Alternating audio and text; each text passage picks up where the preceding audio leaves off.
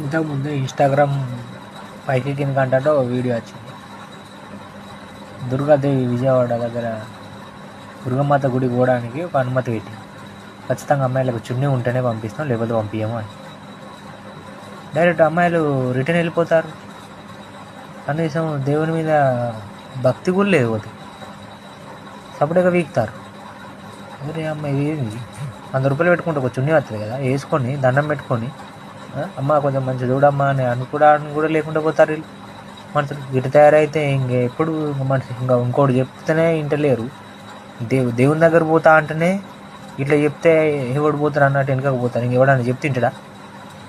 ఇక వాళ్ళ అమ్మ బాబులనే చెప్పాలి. మరి బట్టలు ఎందుకమ్మ గట్టేసుకుంటాను, ఆ పైన ఏదైనా కప్పుకొని పోతే ఏంది, ఎక్కడన్నా చూసినా కూడా ఏమనుకుంటారు అనేదాన్ని వాళ్ళకి చెప్తే తప్ప అర్థమయ్యేటట్లేదు.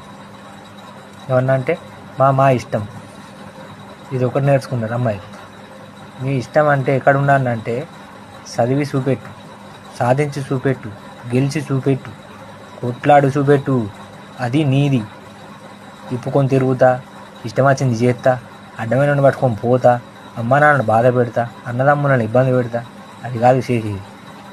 అదొకటి తెలుసుకుంటే పద్ధతిగా ఉంటారు. ఉన్న రోజులు ఎవడన్నా చూసినాడు కూడా మీకు గౌరవం ఇస్తాడు. అదొకటి నేర్చుకోరా తల్లి.